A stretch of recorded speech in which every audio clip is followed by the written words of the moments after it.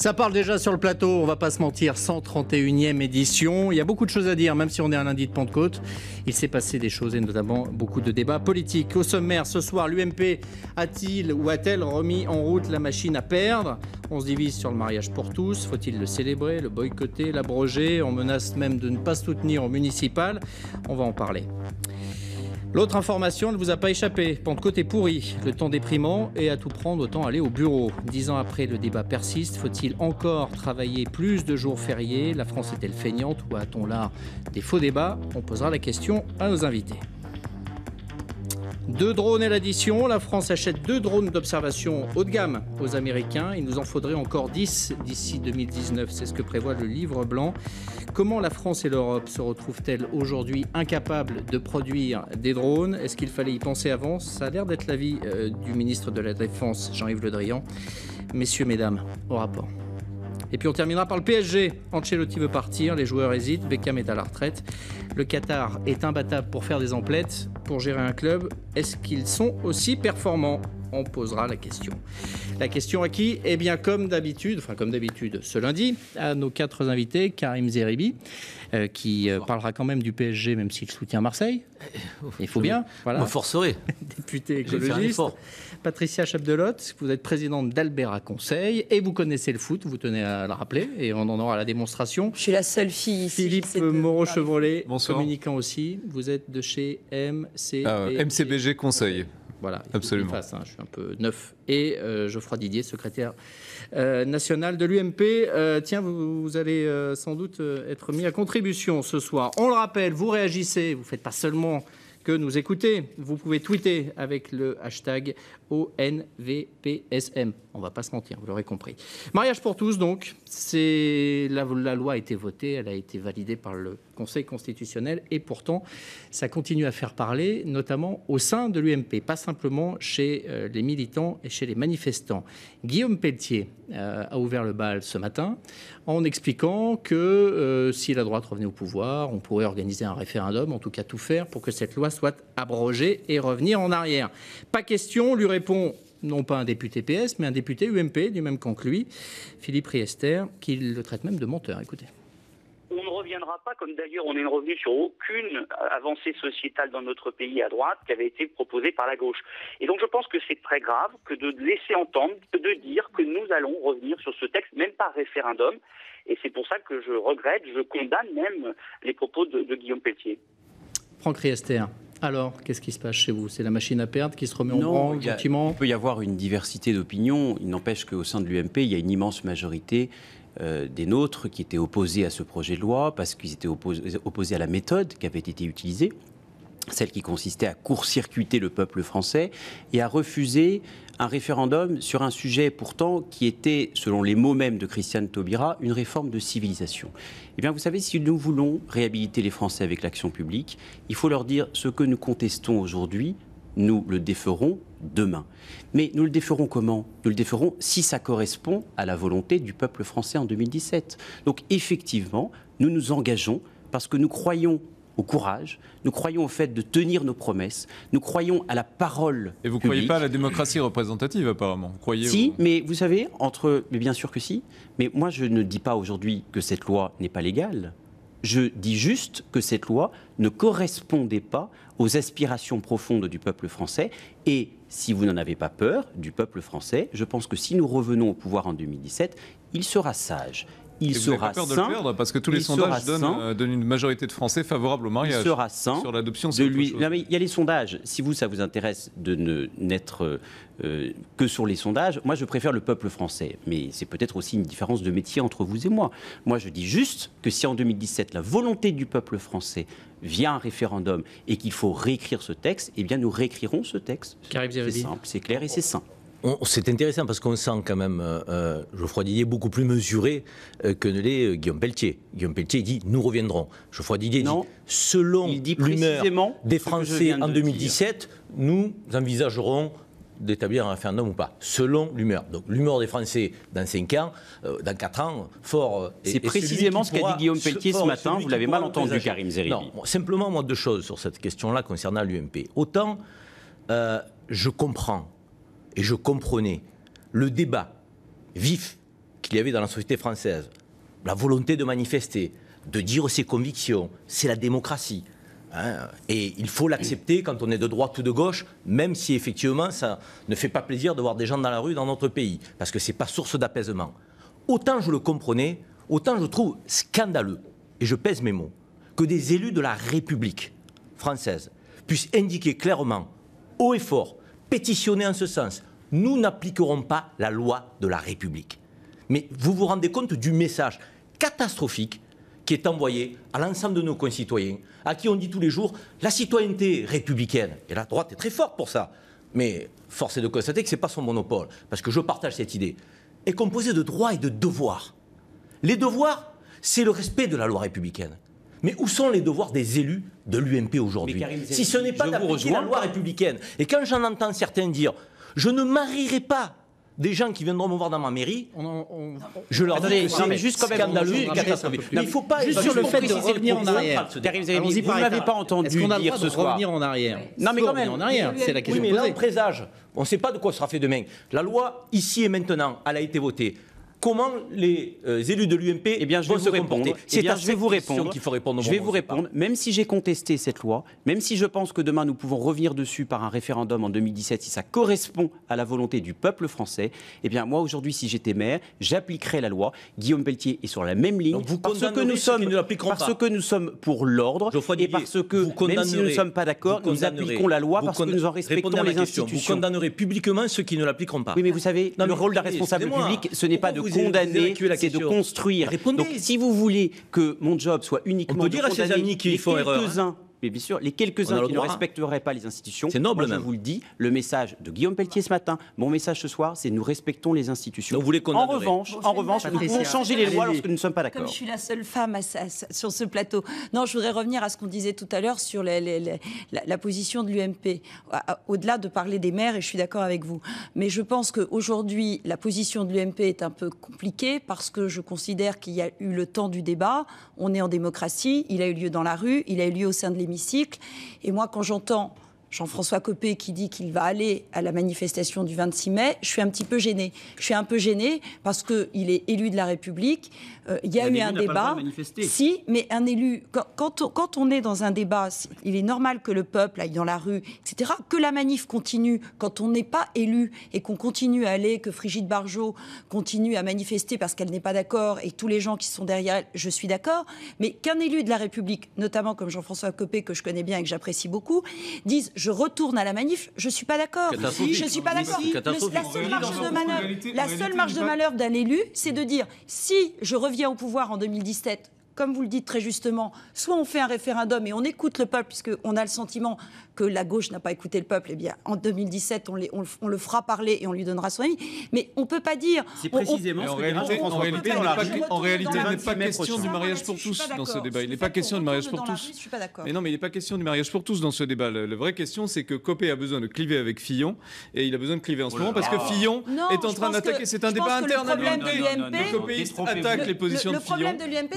Sur la question du mariage gay, mais la question du mariage gay est accessoire dans votre position face à Fillon. Le problème de l'UMP, c'est un problème d'image à la veille des élections municipales. Et aujourd'hui, c'est une bataille interne à la droite, ça ne concerne même pas le mariage gay. C'est une bataille interne. Avant de poursuivre, puisque vous avez déjà amorcé la mèche, on va un petit peu renverser l'ordre de l'émission et on va tout de suite écouter le son d'un élu qui est maire en l'occurrence, et qui dit, il est maire d'une commune de la région parisienne que je vais retrouver, du Chesnay. Il dit moi je ne célébrerai pas de mariage homosexuel. Écoutez-le. Je ne suis pas prêt à marier deux personnes du même sexe, mais je reste en conformité avec la loi, puisque nous sommes 10 adjoints et le maire qui ont reçu délégation par notre poste d'officier d'état civil, et nous nous répartissons, je dirais, la tâche, entre guillemets, au niveau des mariages. Par contre, j'accueillerai dans mon bureau tous les couples de même sexe dans mon bureau pour leur expliquer ma position, puisque ce sont des habitants de la commune, il est légitime qu'ils aient ma position.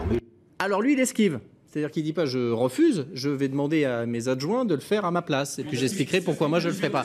Est-ce que c'est bon ça ? La liberté de conscience qu'avait dit François Hollande a ouvert une boîte de Pandore avec la liberté de conscience et on voit que des élus de droite s'en emparent, ce qui est un peu paradoxal. Sauf que la liberté de conscience, ça n'existe pas.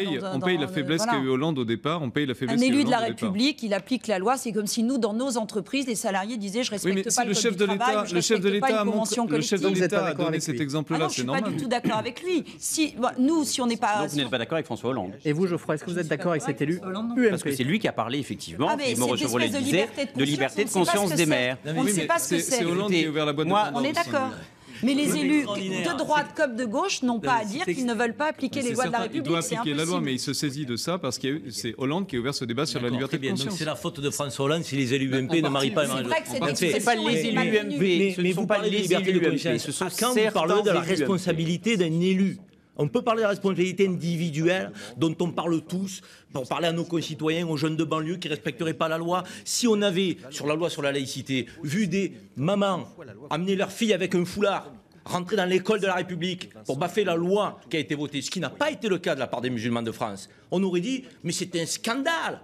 Ces citoyens qui ne respectent pas la loi. Et là, on a des élus de la République. Mais je ne sais pas si vous vous rendez compte du message. Ça veut dire que demain, sous le couvert de la liberté de conscience, la boîte de Pandore est ouverte par des élus pour pousser les citoyens à ne pas appliquer la loi. C'est inacceptable. Et j'espère que l'UMP va être très ferme vis-à-vis de ces élus, parce qu'on doit l'être quand des élus de gauche ne respectent pas la loi, quand des citoyens lambda ne respectent pas la loi, mais aussi quand des élus de droite ne la respectent pas. François Hollande sur la liberté de conscience a ouvert effectivement... Vous savez ce que vous êtes en train de me faire penser ? La phrase de François Hollande. Alors parce qu'un élu expliquerait que dans les banlieues, il y a des difficultés sociales, donc ça pourrait cautionner des gestes et des comportements déviants. La responsabilité individuelle. Mais moi, je serais plus loin que vous. Je leur demande de démissionner. Tous ces élus qui ne veulent pas appliquer la loi... Je suis d'accord avec Il reste à l'UMP, ces élus qui ne vont pas ou qui vont esquiver. Non, mais on n'est pas là pour exclure, on est là pour rassembler, pour construire. D'accord. Donc ne demandez pas d'exclure qui que ce soit. Je vous demande rien. Moi, je vous dis juste qu'il y a. Est-ce que vous trouvez qu'ils ont raison de faire ça ? C'est intéressant ce que dit Karim Zeribi. Je rappelle juste, effectivement, vérité historique, que c'est celui qui nous guide, qui est quand même qui dirige la nation, François Hollande, qui est le premier à avoir parlé de liberté de conscience. Eh bien, je ne suis pas d'accord avec lui. Justement, je ne suis pas d'accord avec lui, encore une fois, parce que moi, je vous dis que si j'étais maire, j'appliquerais la loi parce que je respecte les institutions de mon pays. Mais je veux juste terminer quand même en revenant, madame, sur la manifestation. Je pense que ça ne vous gêne pas. Je ne vous ai en tout cas jamais entendu dire que lorsque la gauche manifestait, c'était un problème. C'est parce que c'est nouveau que la droite républicaine manifeste que ça devient un problème. Moi, je vous dis juste que le rôle d'un opposant comme Jean-François Copé, c'est d'aller dans la rue, de dire que la méthode qui a été utilisée par François Hollande, c'est elle qui a court-circuité le peuple en lui refusant un référendum sur une réforme de civilisation, c'est une mauvaise chose. Et puis ce sera aussi une manifestation plus globale qui permettra à tous les Français, qu'ils soient UMP ou pas, de dire la politique de François Hollande nous mène dans le mur. Je vous interromps. C'est sain que la droite soit offensive. On va progresser dans le débat. Lorsque vous serez au pouvoir, parce que dans ce pays, c'est l'alternance, effectivement, qui guide le vote des électeurs, et vous y reviendrez, je vous rassure. Et vous êtes jeune et vous aurez des responsabilités. Mais lorsque vous y serez, lorsque vous légiférerez, et lorsque des Français manifesteront après que la loi ait été promulguée, vous accepterez, j'espère, ces manifestations. Vous ne les condamnerez pas. Parce que c'est la première fois que j'entends, à géométrie variable, le discours du deux poids, deux mesures. Quand ce n'est pas votre sensibilité qui manifeste, vous vous insurgez. Quand c'est votre sensibilité, même après la loi, vous applaudissez. C'est pas normal ce comportement. Si je suis demain au pouvoir, je n'agirai pas comme François Hollande a agi. Je ne dirai pas, nous faisons une réforme de civilisation, mais nous refusons au peuple français la possibilité de trancher. Pas comme votre famille politique. Et je suis désolé, j'agirai contrairement à ce qu'a fait François Hollande, contrairement à ce qu'a fait Christiane Taubira. Donc je comprends aujourd'hui. Mais attendez.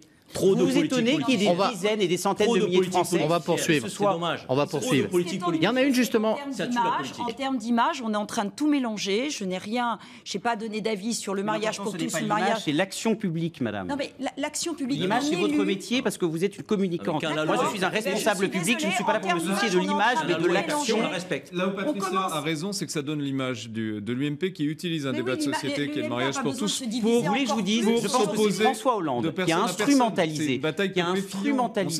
la cause des homosexuels à des fins politiciennes. Et je pense que c'est François Hollande qui va utiliser, instrumentaliser les étrangers Vous clivez sur le mariage pour tous en utilisant la grosse ficelle socialiste du droit de vote des étrangers. En termes d'image, celui qui instrumentalise et celui qui a un vrai déficit d'image, aujourd'hui, ça va vous apporter quelle victoire? Bien plus que la droite républicaine. En plus, les gens du mariage pour tous sont des gens qui ne se revendiquent pas de l'UMP. Je pense qu'il faut ne veulent pas être à l'intérieur de l'UMP. On a du mal à s'entendre.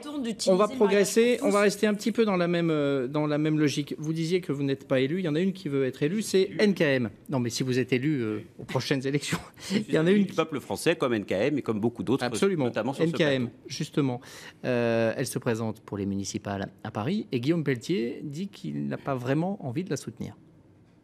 Si Nathalie est désignée au soir du second tour candidate de l'UMP pour la primaire, je la soutiendrai avec enthousiasme, parce que je milite pour l'alternance à Paris. Je souhaite que la droite batte la gauche. Je souhaite que Nathalie, si c'était elle, batte Anne Hidalgo. Mais une primaire, c'est la capacité d'émettre une préférence, un choix. Et au nom des convictions et des valeurs qui sont les miennes, je considère que Pierre-Yves Bournazel, par exemple, ou Jean-François Le Garret sont mieux placés et mieux à même de défendre nos convictions. Alors c'est quoi ça? C'est le sain débat de la démocratie ou c'est la machine à perdre qui se remet en route? Là, c'est l'expression d'un élu, Guillaume Pelletier, qui dit « Je préfère Pierre-Yves Bournazel à Jean-François Le Garret ». C'est l'expression d'une tendance, la droite forte, qui est très importante au sein de l'UMP, qui dit « Nous ne soutenons pas NKM ». Donc la question, c'est pourquoi? Et peut-être que Geoffroy Didier peut nous aider à comprendre. Alors attendez, pourquoi il y a une primaire. Ne soutient pas NKM. Non, mais il y a une primaire, contrairement au Parti Socialiste où Bertrand Delanoë a désigné... Sarkozy soutient NKM puisqu'il l'a reçu, ils sont allés voir un match de foot dimanche. N'instrumentalisez pas Nicolas Sarkozy, et ne le faites pas parler. Il n'a pas fait de déclaration publique depuis bien longtemps, exactement comme il l'avait promis lui-même. On va se dire les choses très simplement. Au Parti socialiste, il n'y a pas de primaire puisque Bertrand Delanoë a désigné son héritière qui est Anne Hidalgo. À droite, nous avons la démocratie interne, c'est une bonne nouvelle. D'ailleurs, ça a marché au Parti socialiste pour l'élection présidentielle, avec plusieurs candidats lors d'une primaire. Chacun a le droit d'exprimer librement sa préférence. Il manquerait plus quand même que nous soyons tous contraints de voter pour une personne. Moi, je respecte. Elle est trop ambitieuse. Si elle réussit à Paris, elle va. Mais attendez, vous êtes toujours dans les explications politiciennes. C'est incroyable quand même.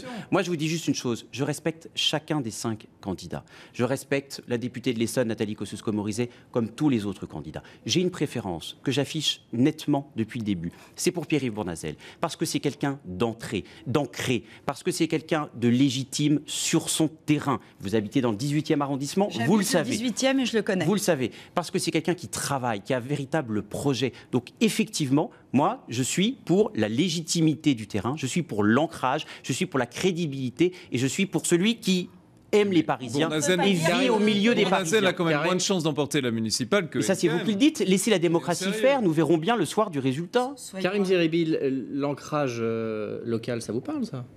Un, ça me parle. 2, je vois pas en quoi c'est un sujet de débat, ce qu'on vient de voir. Il y a une primaire.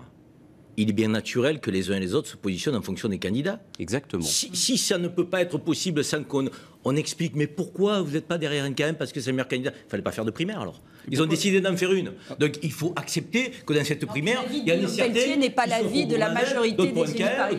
D'autres candidats. Mais ce ne sont pas les élus parisiens qui votent, ce sont les Parisiens. Une primaire, par définition, c'est la possibilité pour les uns et les autres, à l'intérieur de son parti, de faire un choix qui n'est peut-être pas celui qui devrait être acté légitimement et naturellement. Pourquoi il n'y a pas de primaire à gauche alors? Mais ça, c'est le problème du Parti Socialiste. Et nous serons tous derrière. Si vous voulez passer le temps à analyser l'UMP, le Parti Socialiste, si c'est ils ont décidé de faire une primaire. Ils seront tous derrière NKM à fond. Si c'est Pierre-Yves Bournazel qui gagne, il faut que tout le monde, notamment NKM, soit derrière. Moi, j'espère et Karim Zeribi est d'accord avec vous. Pour une fois, ça mérite d'être souligné. Nous sommes des amis de la démocratie. J'espère surtout que sur tous les débats télé, nous n'aurons pas à justifier NKM, Bournazel. Il y a autre chose à discuter. C'est quand même intéressant. On va parler d'autre chose. Sans que la primaire se déroule. Allez, il faut qu'elle se déroule.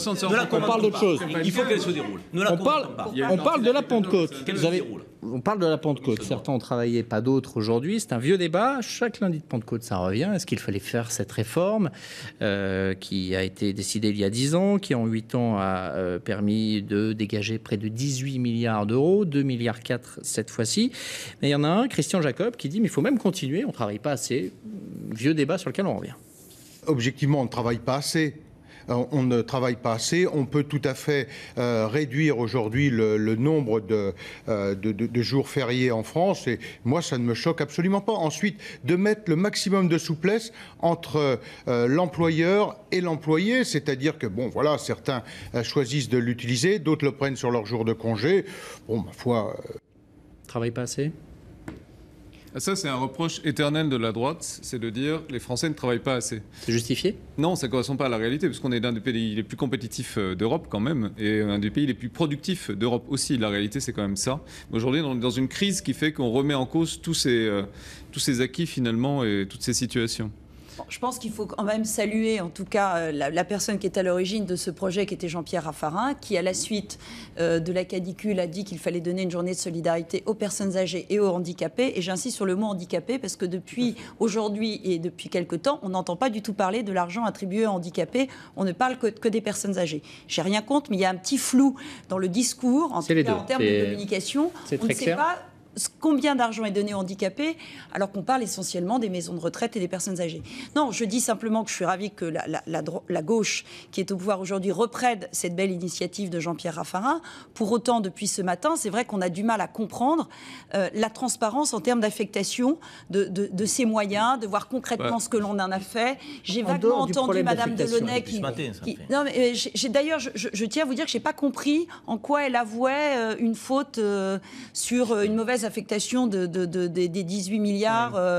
Non, très sincèrement, je ne pense pas que même. Le besoin d'éclaircissement de l'attribution des moyens récupérés que pour cette journée se discute depuis ce matin. Il y a eu un rapport en 2010 où déjà on s'interrogeait effectivement sur la manière dont on ventilait cet argent récupéré. Et c'était Laurence Dumont qui avait fait ce rapport avec une mission d'enquête à la clé. Donc c'était pas le gouvernement actuel, c'est pas. Donc arrêtons, là, évitons de faire de la politique droite-gauche quand c'est pas utile.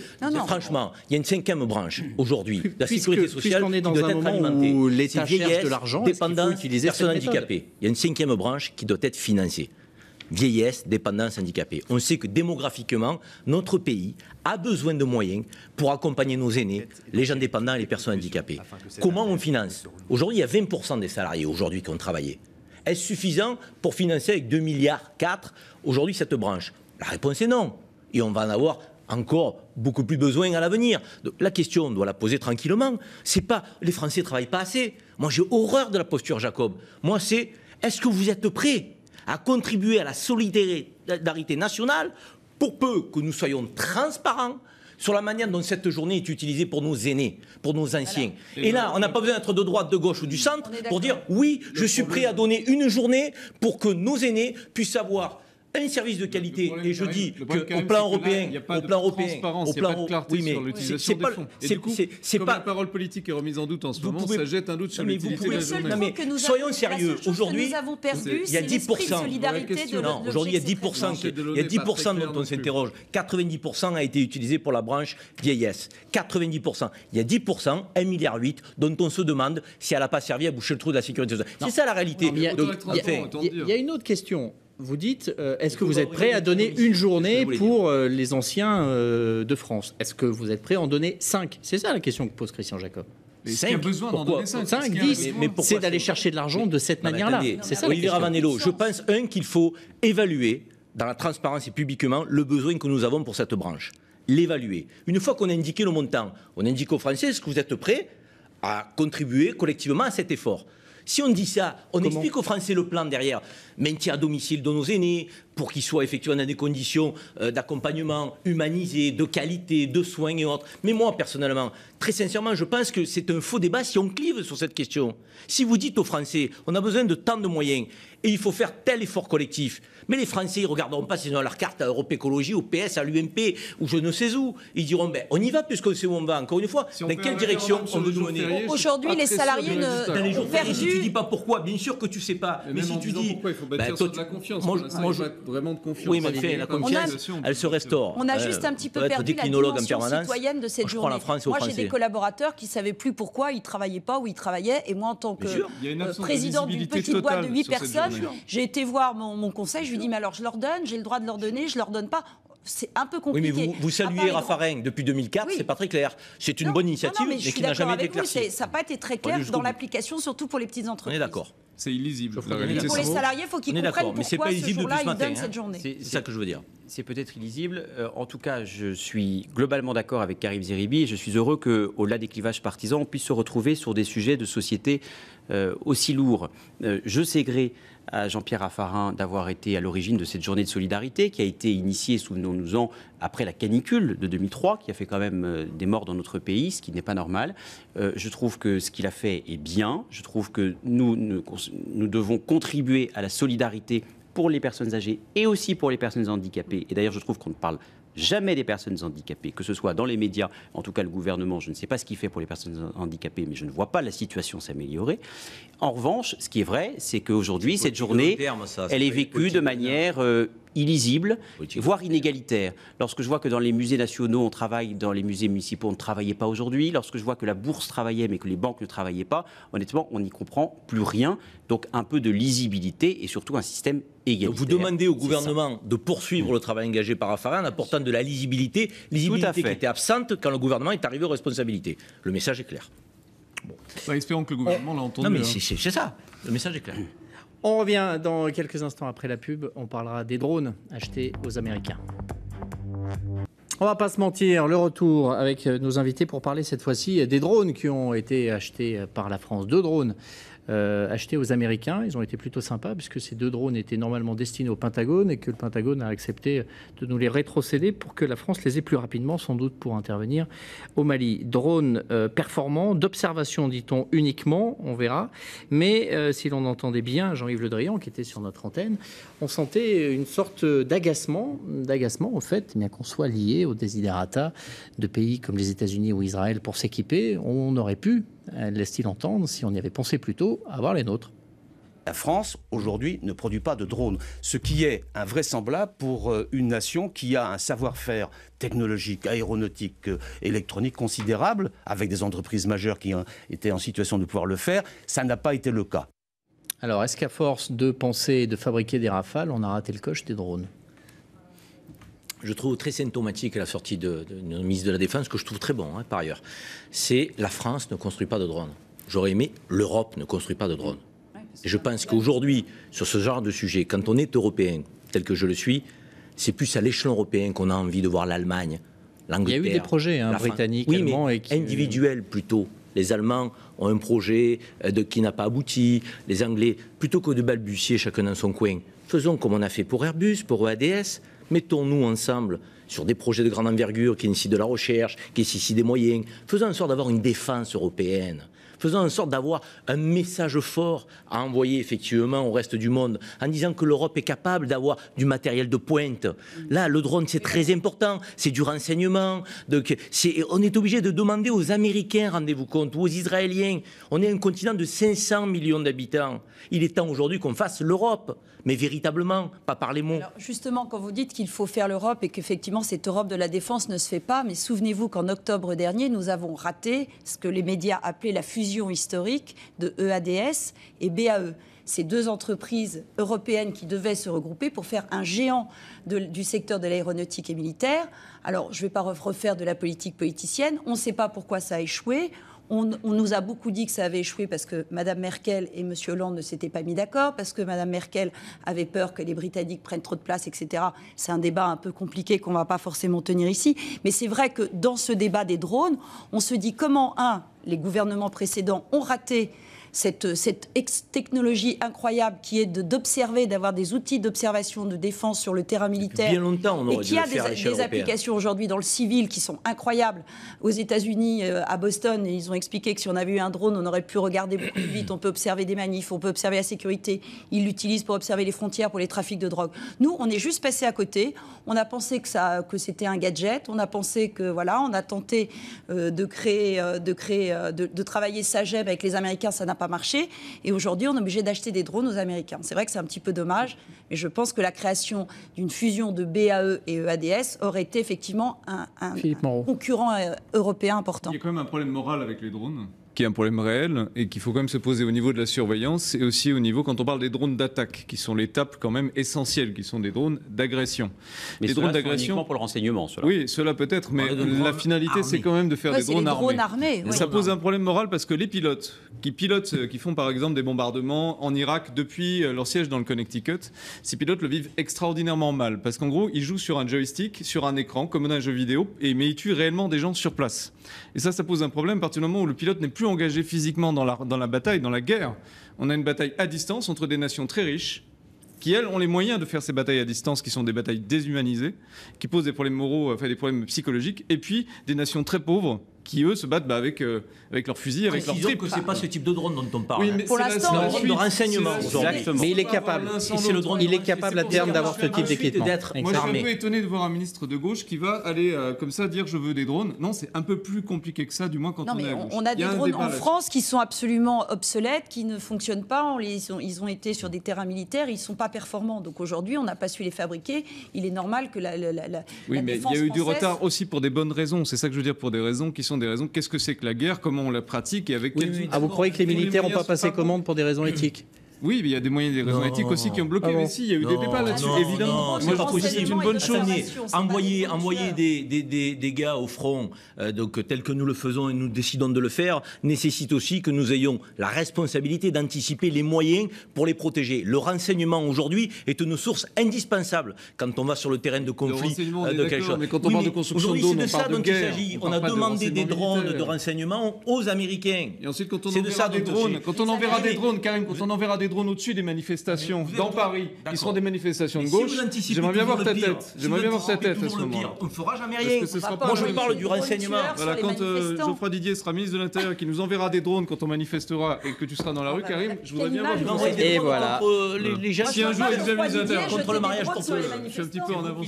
Ah non, c'est Karim tout à l'heure qui a dit que tu serais un jour. On gardera l'archive.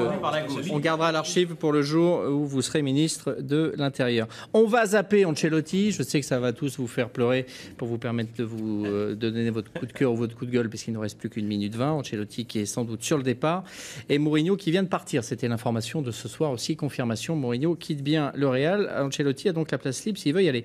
On termine avec les coups de cœur et les coups de gueule. Je commence par un livre. Regardez. Vous voyez ça? C'est un livre qui a été lu. Il est sale. À l'intérieur, il y a des notes de partout. C'est votre coup de cœur.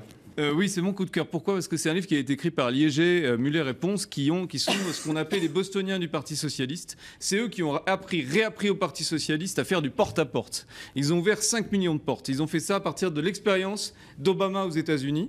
Et c'est incroyable parce qu'ils sont en train de réhabiliter la démocratie vers la démocratie du terrain, qui consiste à aller voir les gens pour leur parler.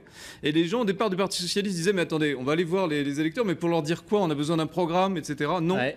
Parlez avec votre cœur, expliquez aux gens pourquoi vous êtes passionné par la politique. Porte-à-porte. Ça, c'est pour se réconcilier avec la démocratie. Que ça marche. 21% des élections législatives, c'est parce que j'ai fait du porte-à-porte. Voilà. 9 pays européens décident de s'unir pour l'euro-million avec un jackpot de 100 millions d'euros. C'est un coup de cœur, ça? J'ai lu ça ce matin dans la presse, atterré. Quand 9 pays européens sont capables de se mettre d'accord pour l'euro-million, pourquoi 9 pays européens ne seraient pas capables de se mettre d'accord pour l'harmonisation sociale et fiscale? Encore un peu d'effort. Karim Zeribi ne jouera pas. Patricia. Alors moi, je vais faire une blague. C'est-à-dire que moi, j'en ai marre. Le coup de gueule, c'est la pluie. J'en peux plus. Il fait froid. On est mouillé tout le temps. Et comme par hasard, c'est depuis que François Hollande est élu. Il pleut. On est tous d'accord. Ce que disait Hollande, c'est gouverner, c'est pleuvoir. Gouverner, c'est pleuvoir. C'est une phrase de Hollande. Le chômage explose, l'insécurité explose. Nous sommes à un déficit record. Et pourtant, la seule chose que la Première Dame a trouvée hier, c'est d'aller gravir les marches du Festival de Cannes. Je ne la félicite pas. C'était, on va pas se mentir. Vous voyez, ça pourrait durer encore. Ça va sans doute durer. Merci d'être resté avec nous sur iTélé. L'info continue.